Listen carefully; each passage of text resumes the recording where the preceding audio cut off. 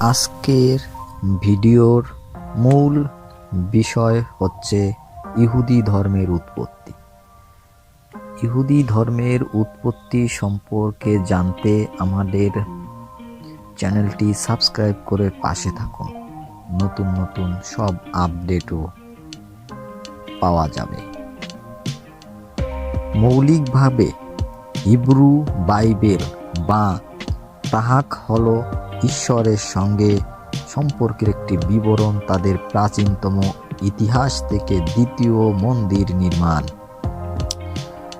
আনুমানিক 535 খ্রিস্টপূর্বাব্দ পর্যন্ত আব্রাহামকে প্রথম ইব্রিয় এবং ইহুদি জাতির পিতা হিসাবে সমাদৃত করা হয়। এক ঈশ্বরে তার বিশ্বাসের পুরস্কার স্বরূপ তাকে প্রতিশ্রুতি দেওয়া হয় যে তার দ্বিতীয় পুত্র ইসহাক ইসরায়েল দেশের উত্তরাধিকারী হবেন।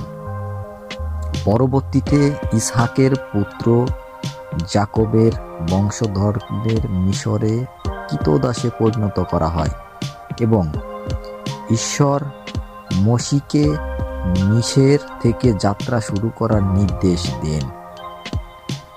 সিনয় পর্বতে তারা মেসির 5টি পুস্তক তথা তোহাহ লাভ করে।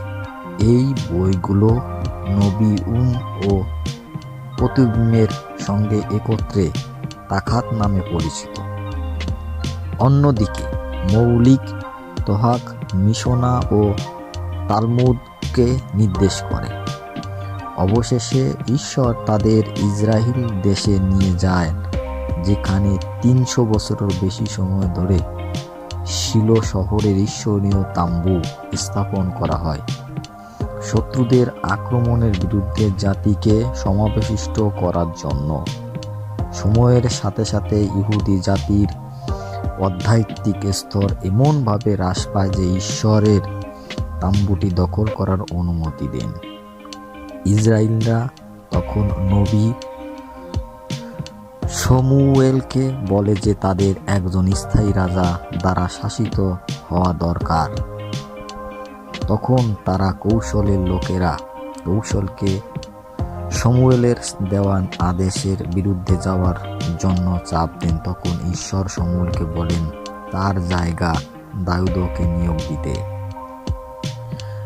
রাজা দাউদ প্রতিষ্ঠিত হওয়ার পর তিনি নবী নাথকে বলেন যে তিনি একটি স্থায়ী মন্দির তৈরি করতে ইচ্ছুক এবং তার কর্মের পুরস্কার হিসেবে ঈশ্বরের দাউদকে প্রতিশ্রুতি দেন যে তিনি তার পুত্র সলোমনকে প্রথম মন্দির নির্মাণের অনুমতি দেবেন এবং তার সন্তানেরা কখনো সিংহাসনচ্যুত হবে না। তালমুদ ছিলেন মিশনা ও গামারা উভয়ই সংকলন। পরবর্তী 3 শতাব্দীতে রবিনির ভাষ্যগুলি সংশোধন করা হয়েছিল। সমালোচনামূলক পণ্ডিতদের মতে তোরাহতে অসঙ্গতিপূর্ণ পাঠ্যগুলোকে একত্রে এমনভাবে সম্পাদনা করা হয় যা ভিন্ন ভিন্ন বিবরণের প্রতি মনোযোগ আকর্ষণ করে। এদের অনেকে যেমন অধ্যক্ষ মার্টিন রোজ ও জন ব্রাইট অভিমত দেন যে প্রথম মন্দিরের আমলে ইসরায়েলিরা বিশ্বাস করতে প্রতিটি জাতির নিজস্ব ঈশ্বর আছে, কিন্তু তাদের ঈশ্বর অন্য ঈশ্বরের চেয়ে শ্রেষ্ঠ।